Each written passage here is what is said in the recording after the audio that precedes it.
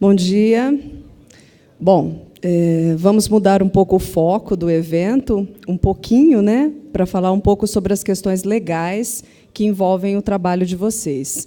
Meu nome é Adriana, eu sou advogada, membro da Comissão de Direito Eletrônico e Crimes de Alta Tecnologia da OAB São Paulo, e sou especialista em direito eletrônico, ou, para alguns, direito digital, né? Existe uma discussão terminológica, mas, na verdade, ambas as expressões tratam da mesma questão, que são as questões relativas ao direito envolvendo todos os meios eletrônicos, e não só as questões de internet, né?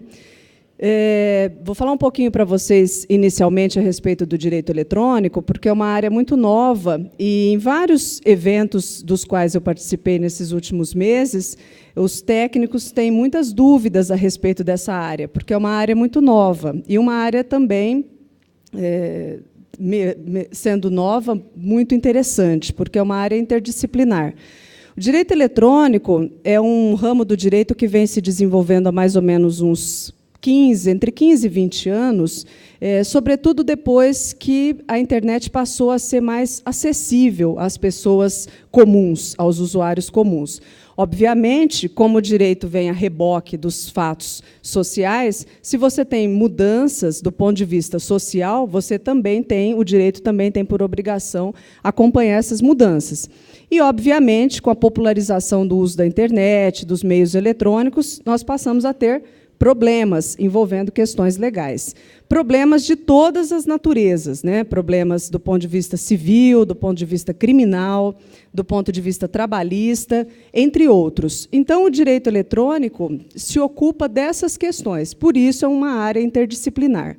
Para nós, advogados, uma área difícil e uma área que muitos não se dispõem a trabalhar, porque, além dos conhecimentos específicos de direito, o advogado especialista em direito eletrônico ele tem que deter alguns conhecimentos técnicos, como, por exemplo, de engenharia de redes, alguns conhecimentos sobre fundamentos de telecomunicações.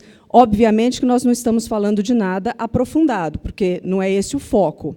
Mas, para conversar com o cliente, por exemplo, eu preciso entender as questões que ele está me colocando e, entre outras coisas, saber como resguardar uma prova, como produzir uma prova eletrônica ou mesmo como utilizá-la.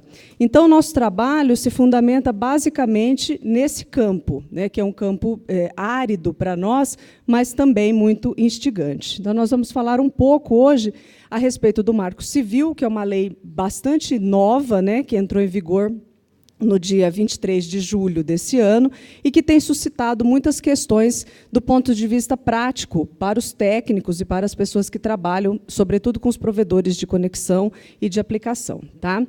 Então, para fazer um pouco uma brincadeira, eu acabei colocando esse título, né? O que os profissionais de internet devem saber a respeito do Marco Civil para não se meterem em encrencas. Então, é óbvio, nós vamos falar a respeito de questões bastante simples, mas que eu acho que pode ajudar bastante no dia a dia de vocês. Vamos lá. Eu faço parte do CyberShield, que é um consórcio que cuida de questões, eu dou uma consultoria na área de contratos para esse consórcio, e nós desenvolvemos justamente nesses contratos questões que são bastante específicas de direito eletrônico. Então, é um dos trabalhos que eu faço também. Vamos lá. Qual vai ser a nossa agenda de hoje? Vamos falar um pouco sobre o histórico do direito digital ou direito eletrônico, que nós já demos uma introdução. A respeito do Marco Civil, os princípios, as garantias, a questão da neutralidade, da guarda de logs, e vamos falar também de alguns cases. E, por fim, as conclusões. Vamos lá. Então, breve histórico do direito eletrônico no Brasil. Como vocês podem ver, eu estou fazendo uma alternância entre os termos eletrônico e digital, pelo motivo que eu acabei de especificar para vocês, porque essa questão terminológica ela não ainda está definida. Então, vocês vão encontrar artigos, documentos tratando de direito, usando a expressão direito eletrônico ou a expressão direito digital, que são equivalentes, pelo menos por enquanto, né? Então, vamos falar primeiro, né, como é que surgiu essa questão do direito eletrônico, mais especificamente. O primeiro registro brasileiro que nós temos no direito eletrônico é a Lei de Software, que é uma lei de 98. Para minha surpresa, em vários eventos dos quais eu participei, os técnicos não conheciam a lei de software. Aliás, nem sabem que existem uma lei que regulamenta, né, a produção, a comercialização do software no Brasil. Como vocês podem ver, não é uma lei recente. Ela é de 1998 e ela é uma lei que está em pleno vigor e que pode realmente auxiliá-los muito no trabalho de vocês.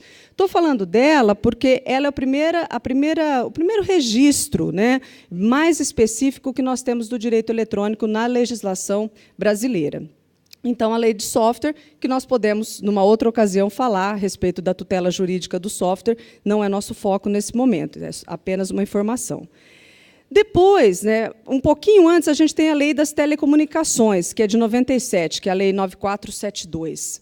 Essa Lei das Telecomunicações, vale a pena a gente se deter um pouquinho nela, pelo seguinte motivo. Os mais velhos, né, pelo menos os que têm, no mínimo, a minha idade, vão se lembrar do que eu vou dizer aqui.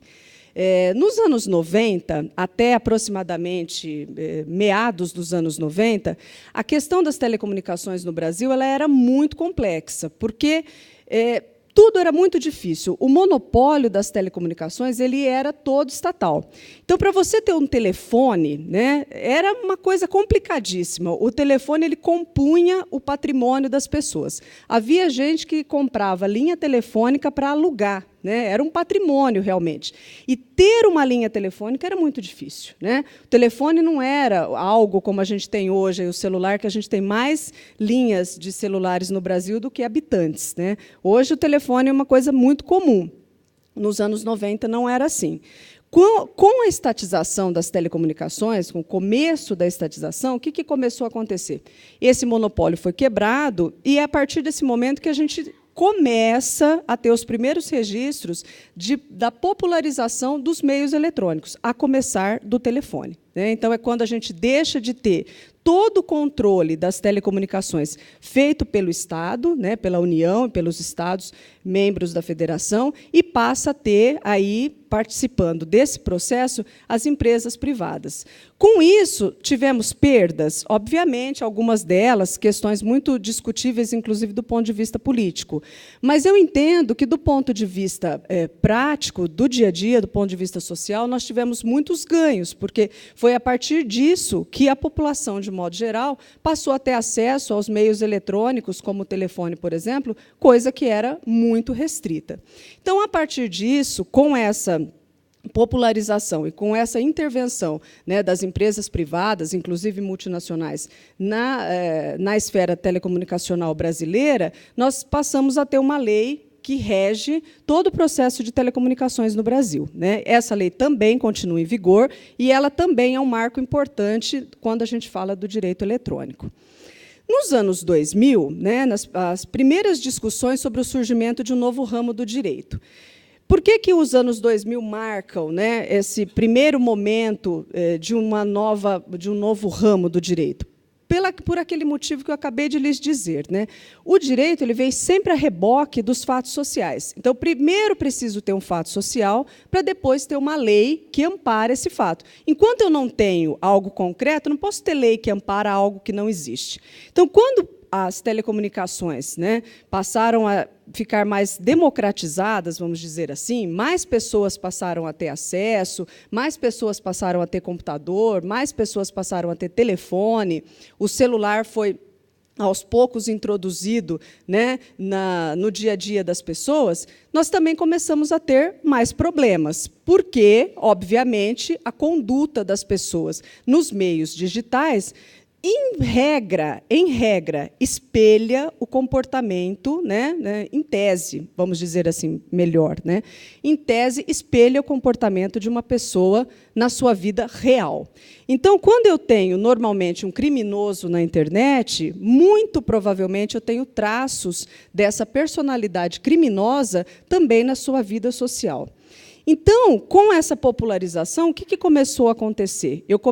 A gente passa a ter todos esses comportamentos ou todos esses problemas transferidos também para os meios eletrônicos. E aí o direito se viu, né, na obrigatoriedade de amparar esses problemas. Foi aí que começaram a surgir as primeiras discussões sobre o novo ramo do direito, que é o direito eletrônico ou direito digital.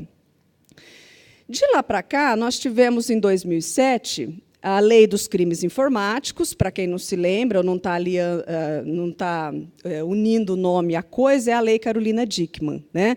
Todo mundo conhece a história, ficou famosa justamente por ela ser uma celebridade.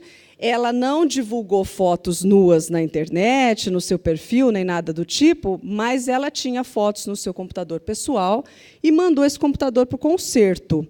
Obviamente, a pessoa que teve acesso às fotos achou que tinha encontrado a galinha dos ovos de ouro, né? As fotos da Carolina Dickmann, que nunca tinha posado nua, de repente, em posse dessa pessoa. E, infelizmente, como eu acabei de dizer para vocês, o comportamento das pessoas, de um modo geral, na internet, nos meios eletrônicos, ele reflete a traços da personalidade daquele ser humano. Então, se você tem uma pessoa desonesta na sua vida prática, obviamente que essa desonestidade vai ser refletida também nos meios eletrônicos. E foi o que aconteceu com a Carolina Dickmann. Ela teve as suas fotos divulgadas. E ela ficou muito brava com isso, né? Não gostou e tudo mais, e isso virou uma celeuma social, uma grande discussão a respeito do tema. Essa lei ela já vinha em tramitação. E aí o que aconteceu? Nosso Congresso ele é muito direcionado a apelos sociais. Então, às vezes, você tem uma lei lá que vem tramitando há um tempão e eles ficam esperando acontecer alguma pressão social para que essa lei saia, né? No caso da Lei Carolina Dickmann, foi mais ou menos isso que aconteceu. E aí passou-se a criminalizar algumas condutas específicas, né, algumas condutas criminosas praticadas por meios eletrônicos, né. Aqui nós estamos falando de condutas criminais, que não tem nada a ver com o que a gente vai falar hoje, que é o Marco Civil. Tá? Agora, em 2014, nós tivemos a promulgação e a sanção da Lei 12.965, que é o nosso famoso Marco Civil da Internet. Antigo, muito antigo, né? Ele começou com um projeto de lei Azeredo, lá nos anos 90, quando a lei de software, quando a lei das telecomunicações tramitava, o Azeredo, na época senador, ele já apresentou um projeto de lei que tratava da conduta dos usuários de internet, né? Mas isso ficou lá, como eu acabei de dizer para vocês, né, dormindo, descansando, até que a gente tivesse uma necessidade mais urgente. E essa necessidade apareceu esse ano, naquela semana de internet que nós tivemos no Brasil, e a Dilma queria, né, mostrar para os outros, nossa presidente, queria mostrar para os outros países que nós também tínhamos uma presença, vamos dizer assim, inclusive do ponto de vista legal, nas questões referentes à internet, e acabou sancionando o Marco Civil em 23 de abril. A gente teve um período de vacância, que é esse período entre a sanção e o início da vigência, e ele acabou entrando em vigor em 23 de julho desse ano. Tá? Vamos lá. Eu ouvia e ouço ainda, talvez não seja o caso de vocês, obviamente, né, que as condutas praticadas ou realizadas nos meios eletrônicos, especialmente na internet, elas não tinham nenhuma cobertura legal, né? Isso não é verdade, viu, gente? Nós temos, anterior ao Marco Civil, anterior à Lei de Crimes Informáticos, a Lei Carolina Dickmann, nós já tínhamos uma série de outras legislações vigentes que amparavam todas as questões relativas às condutas praticadas na internet, como, por exemplo, a Constituição da República Federativa do Brasil, o Código Civil e o Código Penal. Só para dar um exemplo, estelionato praticado na internet, ele não deixa de ser estelionato. O tipo penal ele continua sendo o mesmo. O que muda é o meio. No direito penal, muitas vezes, o meio ele agrava a pena, mas ele não muda o tipo. Então, estelionato vai ser sempre estelionato. Praticado em meio real ou na internet, é sempre estelionato. Se eu vou discutir, por exemplo, uma questão de liberdade de expressão ou uma questão de privacidade, por exemplo, óbvio que eu vou estar amparada pela Constituição, pelo artigo 5º e todos aqueles incisos que tratam das garantias fundamentais dos brasileiros. Então, essas legislações, muito antes do Marco Civil, muito antes da Lei de Crimes Informáticos, que são leis específicas, elas já amparavam todas essas condutas, sobretudo dos usuários. Mas aí alguém pode dizer, mas existem questões que são muito específicas. De fato, existem questões que são muito específicas, e é justamente para amparar, né, para resolver essa necessidade, que o Marco Civil acabou sendo feito. Né? Mas isso não significa que outras legislações não possam ser aplicadas, né, como essa que a gente está vendo. Aliás, né, para quem já viu um documento, uma petição, por exemplo, quando a gente entra com um pedido, uma ação na justiça, dificilmente um advogado vai fundamentar qualquer pedido no judiciário apenas com uma legislação. Né? Normalmente, o que se busca é o amparo de várias legislações, e, por uma questão de hierarquia, começando sempre pela Constituição. Tá?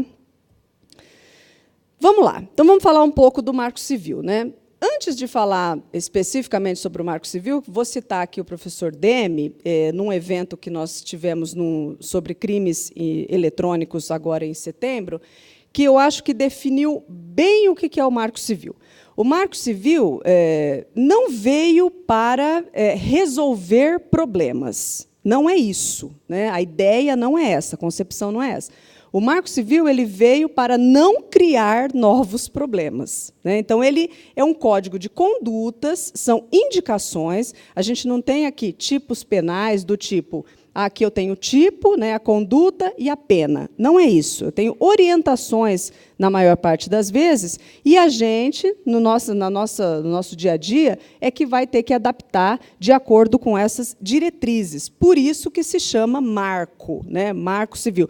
Se fosse, por exemplo, uma lei que tivesse os tipos e as suas punições, não se chamaria marco, se chamaria lei, como se chama Lei de Crimes Informáticos, Lei do Software, Lei das Telecomunicações, por exemplo. Tá? Então, nós temos aqui um código, na verdade, de orientações, de princípios baseados, né, todos eles na Constituição Federal e nas outras legislações maiores que nós já temos, que são o Código Civil e o Código Penal. Muito bem. Vocês vão entender por que eu estou falando isso. Olha, porque já no artigo 1º, né, ele diz o seguinte: assegurar direitos e estabelecer uma base de princípios para o uso da internet no Brasil. Né? O Brasil é o 4º país do mundo a ter uma legislação sobre a internet, depois da Eslovênia, da Holanda e do Chile. Outros países, como os Estados Unidos, por exemplo, eles não têm uma legislação específica pela internet por uma questão técnica legal, porque nosso direito é um direito positivista, ou seja, aqui no Brasil, uma pessoa só é penalizada por uma determinada conduta se aquilo tiver discriminado em lei. No direito americano, por exemplo, a técnica é diferente. Né? Eles não têm um direito positivista, eles têm um direito que nós chamamos de common law, que é um direito de costumes. Então, a lei ela é criada, né, baseado nos fatos que ocorrem. Então, você tem alguns princípios, mas eles se direcionam muito mais por aquilo que nós chamamos de jurisprudência, ou seja, pelas decisões dos tribunais superiores a respeito de um determinado assunto. Muito provavelmente, por isso, é que eles não tenham uma legislação específica como essa nossa. Né? Vamos lá.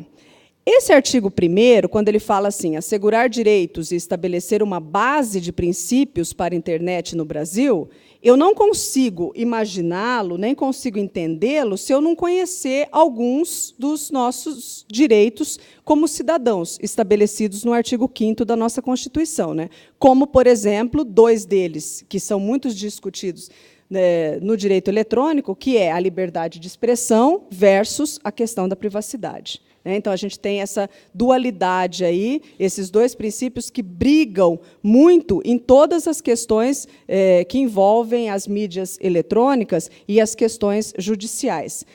Porque ocorre o seguinte, não existe, do ponto de vista legal, supremacia de princípios. Então, nunca vou poder dizer que a liberdade de expressão ela é mais importante ou ela tem relevância maior do que a privacidade.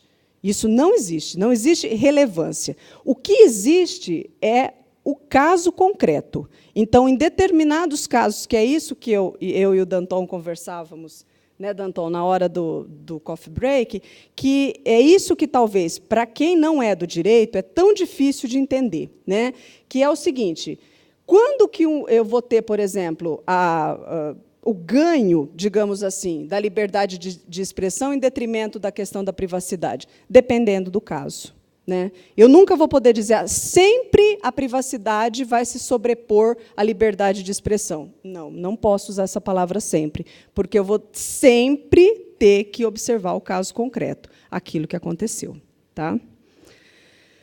Vamos lá. No artigo 3º, nós temos alguns dos princípios que são específicos. Baseados nesses grandes princípios, nós temos os princípios específicos. Por exemplo, garantia da liberdade de expressão, comunicação e manifestação do pensamento nos termos da Constituição Federal. O que isso quer dizer? A Constituição Federal, ela nos ampara na liberdade de expressão, mas veda o anonimato. Então, qualquer pessoa no Brasil pode se expressar, pode dizer o que pensa, pode se expressar da maneira como achar melhor, desde que se identifique. Aí nós já temos um primeiro problema no eletrônico, porque muitos dos usuários acham que na internet eles não precisam se identificar e, pior, não podem ser encontrados. Né? Os usuários comuns, vocês sabem tão bem disso quanto eu, têm essa mentalidade. Então, isso já gera para a gente grandes conflitos e grandes problemas. Proteção da privacidade, proteção dos dados pessoais na forma da lei. O que significa na forma da lei? Significa que, quando você faz um contrato com alguém, fornece seus dados, né, aquele que está recebendo os seus dados, ele tem, por obrigação legal, preservar os seus dados e não divulgar os seus dados para terceiros. É isso que significa na forma da lei. Só que aí nós temos uma outra questão que o direito eletrônico abarca. Muitas vezes, as pessoas entregam seus dados pessoais, mas não leem o contrato que elas estão assinando. Vamos fazer um teste. Quem daqui lê todos os contratos de tudo que baixa na internet? Tudo? Então tá. Tem duas partes a pergunta. Quem lê e quem lê entende. E tem uma terceira. Quem lê, entende e enxerga, né? Porque a letra normalmente é miúda. Na Inglaterra, o pessoal fez uma brincadeira de um contrato em que você, para acessar a rede Wi-Fi, você entregava seu filho. Vocês viram isso? Todo mundo assinou. Achou o máximo, achou a conexão fantástica. E o contrato dizia isso. É uma brincadeira, obviamente. E isso nos consola, porque não é um comportamento brasileiro. Mas isso, de fato, ocorreu. Tá? Então, em troca da senha da rede Wi-Fi, você entregue seu primogênito, entregue seu filho. E todas as pessoas assinavam, tipo, numa boa, e achavam o máximo. Então, são detalhes que a gente precisa prestar atenção. Né? Preservação e garantia da neutralidade da rede. Nós vamos falar um pouco mais especificamente da neutralidade, que esse é o calcanhar de Aquiles de um monte de gente. Né? Nos artigos 7º e 8º, Fred, vocês vão me falando do tempo, viu? Porque advogado fala muito. A gente tem aí a inviolabilidade da intimidade da vida privada, sua proteção e indenização pelo dano material ou moral decorrente da sua violação. Então, vamos por partes. Né? O que é a violação? A violação, por exemplo, é quando você assina um contrato, essa outra parte entrega seus dados, por exemplo, para um terceiro, ou uma coisa equivalente, uma coisa do tipo, e quebra esse sigilo de guarda dos seus dados pessoais. É possível que a gente tenha, nesses casos, uma indenização, tanto do ponto de vista material, né? Quando a gente fala em indenização em direito civil, a gente está falando de grana. Né? E, no Brasil, isso funciona super bem. Funciona, às vezes, melhor do que você colocar um processo criminal na pessoa, que ela vai ter uma pena alternativa de pagar uma cesta básica. Eu nunca recomendo para os meus clientes processo criminal. Eu acho sempre que o bolso, no Brasil, infelizmente, educa mais do que as penas, né, do direito penal, infelizmente. Né? Então, olha só, todos os usuários de internet eles têm direito a essa proteção, né? De ter os seus dados e a sua intimidade, a sua vida privada, né? Protegidos e, caso não tenha essa proteção, de serem indenizados. Lembrando sempre da história do contrato. No final, a gente vai chegar lá no Facebook. Tá? Vamos falar um pouco dos direitos e das garantias dos usuários. No inciso 6º, a gente tem aqui informações claras e completas, constantes dos contratos de prestação de serviços, com detalhamento sobre o regime de proteção aos registros de conexão, aos registros de acesso a aplicações da internet, bem como sobre práticas de gerenciamento da rede que possam afetar sua qualidade. Para o usuário, talvez esse item não seja muito importante, porque talvez ele não entenda exatamente, inclusive do ponto de vista técnico, o que significa isso aqui, por exemplo, olha, detalhamento sobre o regime de proteção e tudo mais. Mas, para as empresas, isso é fundamental para evitar demandas judiciais. Então, uma vez que vocês tenham contratos bem especificados, bem amparados legalmente, dificilmente vocês terão pendências judiciais. Tá? Então, eu considero que esse item que trata do direito e das garantias dos usuários, ele é importante para os usuários, mas, muitas vezes, para as empresas, do ponto de vista preventivo. Tá? No inciso 7º, não fornecimento a terceiros de seus dados pessoais, inclusive registros de conexão e de acesso a aplicações da internet, salvo consentimento livre, expresso e informado, ou nas hipóteses previstas em lei. O que são as hipóteses previstas em lei? Então, aquele que tem os registros, né, de conexão, ele não pode divulgar esses registros para terceiros, a menos, por exemplo, que ele receba uma ordem judicial para isso. Tá? Ou, se ele tiver interesse em divulgar esses dados, que isso seja especificado e ele tenha uma autorização em que conste o consentimento livre, expresso e informado. Como vocês podem ver, a salvação da vida de vocês está em nós, advogados. Né? Nós é que tiramos vocês de todos os problemas, porque muitos deles são decorrentes, né, dos contratos mal feitos.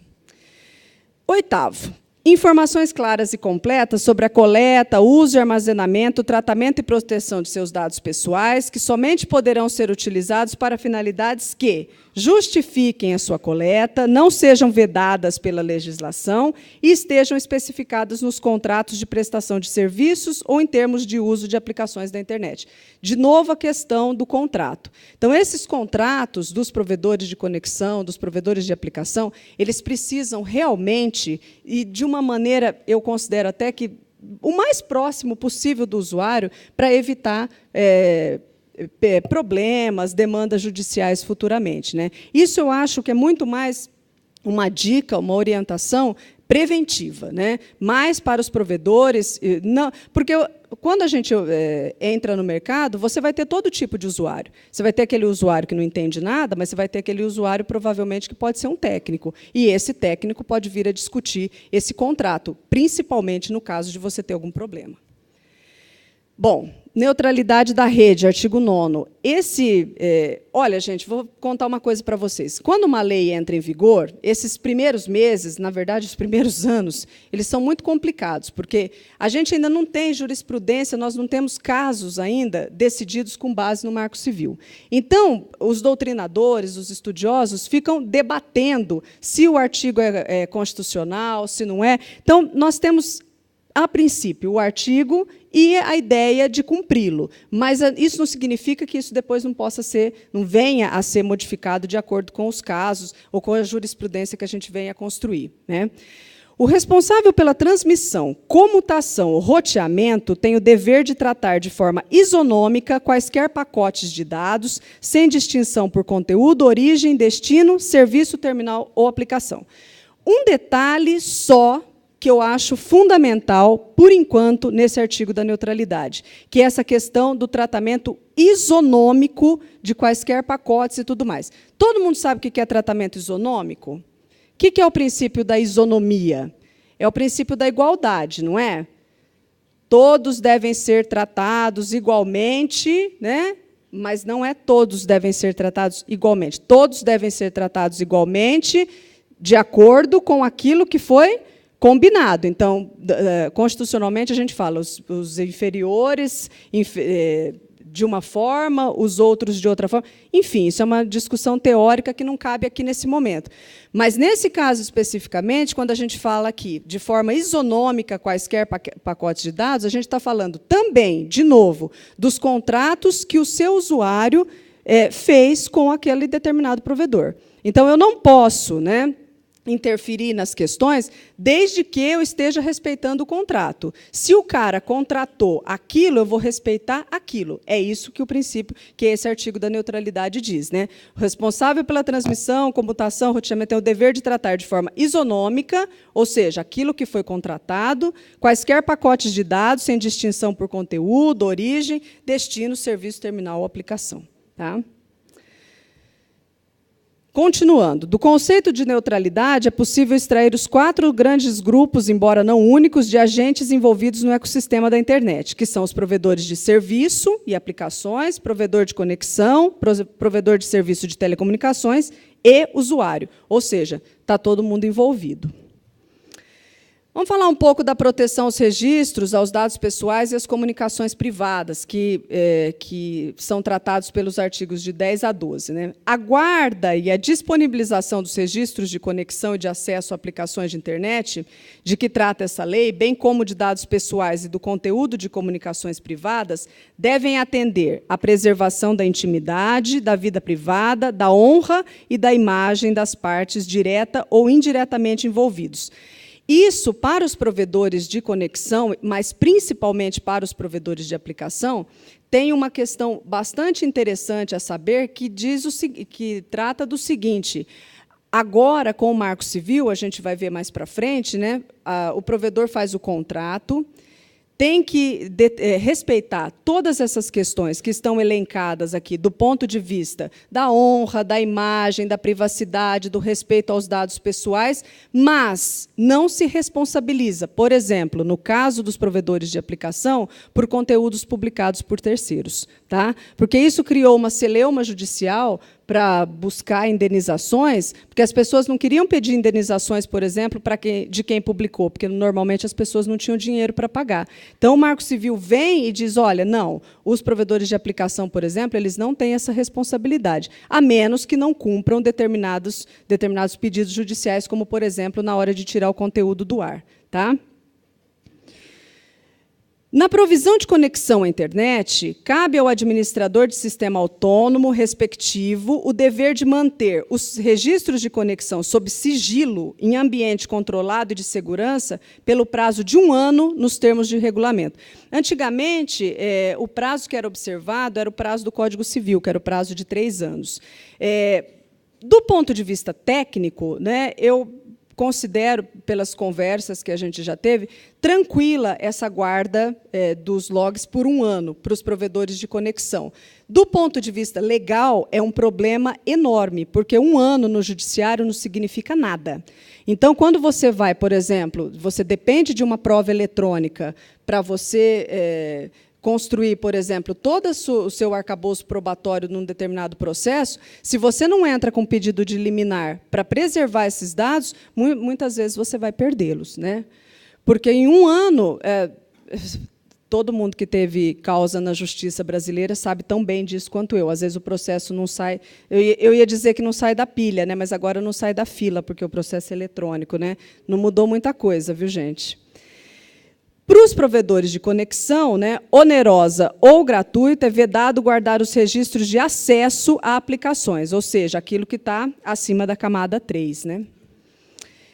O artigo 15, provedor de aplicações de internet constituído na forma de pessoa jurídica, que exerce essa atividade de forma organizada, ou seja, empresa, profissionalmente com fins econômicos, deverá manter os respectivos registros de acesso a aplicações de internet sob sigilo, ou seja, não pode divulgar para terceiros, em ambiente controlado e de segurança pelo prazo de 6 meses nos termos do regulamento. Muito pior, né? Se em 1 ano a gente não consegue resolver questões judiciais, vocês imaginem em 6 meses. Então, isso, para os advogados, na hora de formar, né, todo esse arcabouço probatório nos processos, para guardar, resguardar as provas eletrônicas, é necessário, fundamental, um pedido de liminar para a preservação disso daqui. Porque tenham certeza, em 6 meses a gente não vai conseguir resolver nenhuma questão judicial.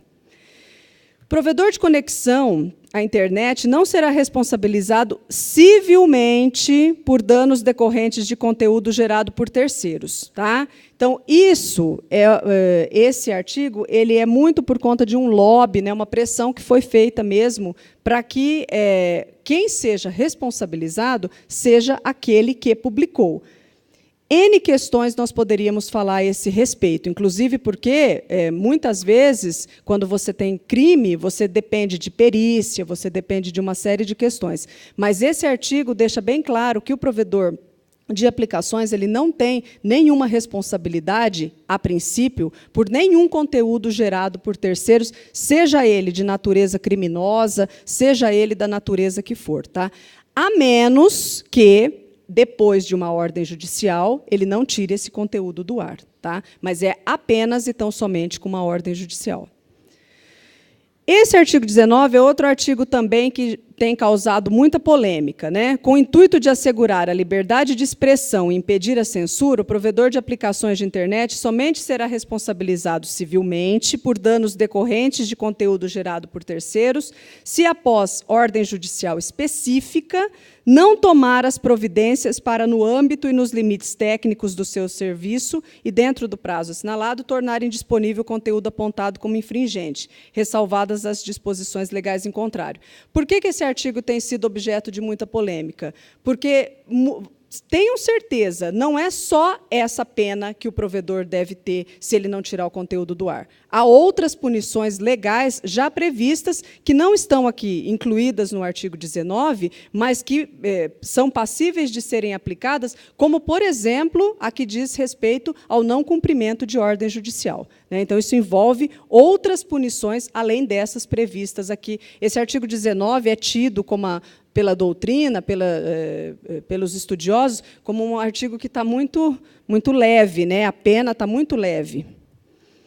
Bom, falamos sobre, basicamente, algumas questões. Óbvio que não vai dar para falar sobre tudo. Vamos falar sobre alguns cases, né? Algumas questões mais específicas, rapidamente, para terminarmos no tempo, né, Fred?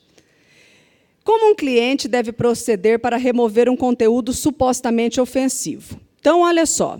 Primeiro, preciso saber se ele é realmente ofensivo, né? É difamação? É calúnia? É injúria? Porque, olha, acreditem, há de tudo, viu? Há gente que inventa, há coisas das mais estapafúrdias que as pessoas querem que caracterize um crime e, muitas vezes, não é. Então, quando o cliente chega e conta uma história como essa, fui ofendido na internet, colocaram minha foto num site pornô, coisas desse tipo, porque as baixarias são as mais variadas possíveis. A gente precisa realmente discutir e observar se isso é, de fato, verdadeiro e se isso entra, né, se encaixa numa hipótese legal. Né? Existem 2 formas, basicamente, para remoção de conteúdo. Uma do ponto de vista administrativo, quando você faz um pedido para o provedor, e judicialmente, quando você entra com uma ação e, no pedido, você pede ao juiz que determine a remoção daquele conteúdo. Hoje, com o Marco Civil, os provedores têm sido mais propensos às decisões judiciais, embora alguns, e isso acontecia muito, atendessem pedidos administrativos em casos de conteúdo ofensivo ou uso de imagem inadequada. Tá? Como sempre, depende do caso, né? Mas, normalmente, a tendência tem sido, hoje, acatar apenas as determinações judiciais. Facebook manipulando o feed. Aí é uma brincadeira, né? Pode isso, Arnaldo? Pode, por causa daquela questão do contrato que eu falei para vocês. Quem tem um contrato com o Facebook, e isso é da natureza da internet, né? Porque quem não quiser ter os seus dados manipulados na internet, então, infelizmente, vai ter que procurar um orelhão de ficha, né? Ou coisa do tipo, ou resgatar sua máquina de escrever, porque toda a característica fundamental da internet está ligada a essa questão de mercado. Então, não existe nada de graça. A internet não é entidade filantrópica. Então, quando você faz um contrato com o Facebook ou com qualquer provedor de aplicação, por exemplo, eles querem alguma coisa em troca, e normalmente são os seus dados. Né? Então, quando ele manipula o seu feed, colocando lá anúncios relacionados às páginas que você curtiu, e podem observar que isso bate para cada pessoa. É porque ele é dono dos seus dados. Você deu os seus dados para ele e ele está manipulando os seus dados com a sua autorização que assinou o contrato. Então, nesse caso, nós não podemos fazer absolutamente nada, nem dizer que o Facebook é desonesto, nem coisa do tipo. Né? Estou citando o Facebook porque é uma ferramenta que é muito popular. Né? Aí, depois dessa brincadeira do você trocaria seu primogênito por Wi-Fi grátis, que aconteceu na Inglaterra, e é verdadeira, né, realmente. Só para voltar na questão do Facebook, quem tem perfil no Facebook vai observar que eles têm enviado umas mensagens mostrando que eles vão fazer uma alteração, inclusive do ponto de vista contratual, eles não falam isso, né, dessa manipulação do feed de notícias. Observa lá que, desde ontem, eles estão mandando essas informações. Quem é o responsável pelos danos, né? Materiais, morais e tudo mais? Quem deve ser responsabilizado por danos decorrentes por conteúdos gerados por terceiros, armazenados em servidores e transmitidos por redes? Não é o provedor de conexão e o provedor de aplicação apenas quando não atender a uma ordem judicial específica e que não seja inconstitucional. Né?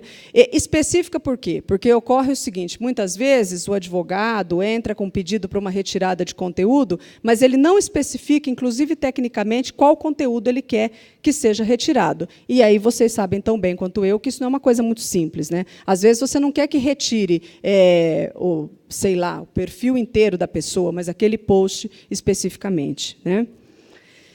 Quem pode ver os logs? Né? Qualquer membro da entidade pode ver um log? Pode isso, Arnaldo? O Adriano que fica brincando com isso. O que acontece se um log vazar? O que acontece se um log vazar é que aquele que não resguardou e não manteve sob sigilo pode, sim, ser responsabilizado, de novo, civilmente, e civilmente significa indenização, por não ter cumprido, né, a guarda e o sigilo desses logs confiados a ele. Bom, finalmente, o Marco Civil da Internet não é a única lei que regula a conduta de usuários e prestadores de serviço da internet no Brasil. Seu principal objetivo é nortear a conduta dos prestadores de serviço de internet e usuários.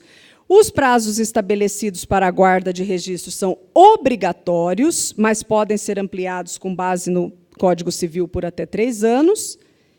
E é isso, a princípio. Há outras questões que a gente poderia discutir aqui, mas eu acho que fica para uma outra oportunidade. Muito obrigada.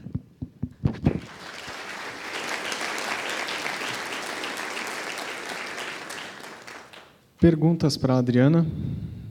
Tiago. Bom dia. Bom dia. Eu trabalho no operador de telecomunicações, do departamento de engenharia, e normalmente a gente não é tão afeito a essas questões de direito. Né? É um mundo, às vezes, um pouco até difícil de compreender.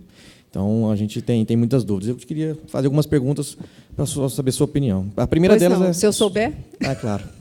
A primeira delas, sobre a questão do Marco Civil, a gente ainda acredita que deve ter alguma mudança devido à regulamentação que está por vir. E com a sua experiência, o que você assim, entende dessa regulamentação? Ela vai sair, não vai alterar muita coisa? Ou isso vai ficar engavetado lá por muito tempo?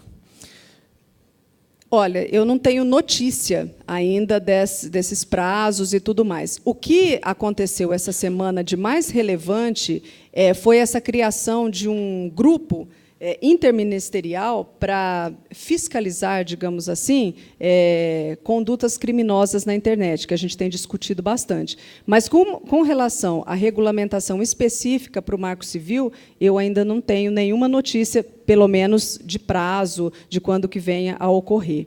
Tá. Uma outra dúvida, um pouco mais técnica, a gente acaba discutindo bastante isso internamente. O Marco Civil ele limita, né, ao provedor de conexão monitorar, analisar, avaliar o tráfego, o conteúdo, o destino que aquele assinante está acessando ou visualizando. Você não pode nem saber o destino para onde ele está indo. o Marco Civil ele restringe isso de maneira individual, ou seja, eu não posso saber onde o Fred está acessando, e me permite acessar. Os meus assinantes da cidade de São Paulo costumam acessar mais o Facebook. Essa informação eu posso ter, ou não posso nem ter essa informação do coletivo, entendeu? Ou só o individual que eu não posso ter? Olha, em tese, você não pode ter nenhuma. Porque se a gente voltar lá naquele slide, que eu não me lembro agora o número do artigo, ele é bem específico quando ele diz que a guarda e que a questão da... Você está discutindo a questão da neutralidade, né? Não é isso? Não é nem neutralidade. Eu não sei se ele entra em neutralidade, porque tem um artigo que fala que você não pode monitorar ou avaliar. Espera aí que eu estou procurando. Em tese, você não pode monitorar nada. Agora, isso também é uma questão assim que a gente tem discutido bastante, porque depende muito do... Depende também do caso. Como eu falei para vocês, em direito, tudo depende. Então, se eu fosse te dar uma orientação jurídica hoje, eu diria para você, não monitore nada. Porque eu não tenho nenhuma decisão, nenhuma orientação legal que me dá, por exemplo, uma brecha para te dizer, com segurança, olha, se você monitorar isso e apenas isso, por exemplo, você não vai ter problemas. Então, uma orientação mais segura e mais precisa nesse momento seria, não monitore nada, né? Assim, eu entendi, mas ele é impraticável na rede, porque eu preciso monitorar por questões de capacidade. Eu preciso saber, por exemplo, que eu tenho um tráfego para o Netflix. Então, meus assinantes, cidade de São Paulo está consumindo 200 GB de tráfego por Netflix. É uma informação que eu tenho. Uhum. Eu consigo extrair isso da rede. Saber que aquela região está acessando o Netflix. Eu não sei exatamente que aquele usuário ali, individual, está acessando o Netflix. Eu posso até saber, tem ferramentas para isso. Mas a informação mais genérica, ela é ferramenta importante para você gerenciar uma rede, né? Qualquer provedor precisa dessa informação de âmbito assim, global, né? E aí, esse âmbito global também não sei até onde vai, se pode ser por país, cidade, bairro, região, entendeu? Até onde você pode olhar ou não pode. Entendeu? O que eu te diria, do ponto de vista legal, te faria duas orientações. A primeira é para você evitar, ao máximo, pelo menos por enquanto a lei está sendo sedimentada, qualquer tipo de monitoramento. Aí você me diz, mas por questões técnicas e por outras questões, eu preciso fazer isso. Então, você precisa ter um documento que resguarde, do ponto de vista legal, essa sua necessidade técnica, aliada com uma questão legal, que dê para a empresa que você trabalha um respaldo jurídico para fazer isso, né? Como que pode ser feito isso? Não sei. A gente teria que sentar, discutir, olhar toda a legislação, olhar as questões técnicas que você tem, para ver o que a gente pode encaixar. Como é muito novo, né, e como eu te falei, a gente não tem decisões ainda que eu possa te dizer, olha, faça isso, porque a gente já tem uma decisão que protege. Então, eu acho que é um momento assim, mais de observar mesmo e tentar fazer o máximo aquilo que está especificado. Entendi. Seria uma orientação inicial, né? Tá bom. Oi, a minha pergunta é rápida. Pois não. Se não me engano, foi em 2007 o caso de Cicarelli e YouTube. Uhum. Você acha que isso pode se repetir? O juiz decidir que todos os provedores têm que bloquear o acesso a um site? Ou isso está fora de cogitação com o Marco Civil? Cara, essa história é uma piada, porque vocês conhecem essa história, né? A Cicarelli estava namorando, feliz da vida, em trajes íntimos, e alguém filmou e entrou e pôs esse vídeo no YouTube. Legalmente, vou contar para vocês o que aconteceu. Foi o seguinte, quem entrou com o pedido foi o namorado dela, nem foi ela. E aí, eles queriam que o advogado do namorado dela queria que o YouTube saísse do ar, né? O juiz de primeira instância falou, não, ridículo isso, impraticável. O advogado, que, por sua vez, não era um cara de eletrônico, contratou um perito mais maluco ainda, que, por sinal, eu conheço, e o perito bateu na tecla que a única possibilidade era de tirar o YouTube do ar, ou então eles iam pedir uma indenização milionária, porque eles já tinham entrado com várias cartas rogatórias pedindo para o YouTube tirar aquilo, e eles não tinham tido sucesso. O cara insistiu tanto nisso que o caso foi parar lá no STJ, né, no Superior Tribunal de Justiça, e o perito foi lá despachar com o ministro, velhinho, já prestes a se aposentar, e o perito contou essa história, que se ele não cortasse os tais dos cabos, né, é uma história engraçadíssima, porque todo mundo que é técnico e é razoavelmente, digamos assim, inteirado do assunto, sabe que essa solução foi absurda. Ele não resolveria o caso, mas, naquele momento, aquela justificativa do perito foi suficiente para o ministro do STJ conceder e dar a decisão. E foi por isso que aconteceu. Olha, eu não posso te dizer que é impossível, porque no judiciário as coisas sempre mais malucas do mundo são possíveis, mas eu te digo que é bastante improvável que isso volte a acontecer. Mais uma, vai. Adriana, a minha é um pouco mais complexa do que a anterior. Quem é você? Sou Luciano, da Companhia de Informática de Jundiaí, e a gente provê serviços, né, nós somos provedor, a gente provê todo o acesso de comunicação de todos os órgãos da prefeitura, e muito em breve, né, a gente já provê acesso a algumas localidades e vamos começar a trabalhar, né, a distribuir sinal de Wi-Fi público e também nos telecentros. E aí a gente está nesse dilema: o que guardar, o que a gente pode, né, que deve guardar, o que não deve guardar, simplesmente, como vai ser público, né, vai estar em praças, em locais públicos, isso, a gente vai ter condições, né, nós deveremos guardar isso ou não, acesso vai ser liberado, então a gente está nesse dilema que realmente tá complexo. Depois que ingressou aí, né, a gente ficou muito na dúvida, e aí o que você apresentou agora, a gente atrapalhou um pouquinho mais, né, a visão. Então, vocês vejam como que é a vida, né? A gente vem tentar ajudar e a gente atrapalha. Olha, o que eu vou te dizer? Você está dormindo à noite?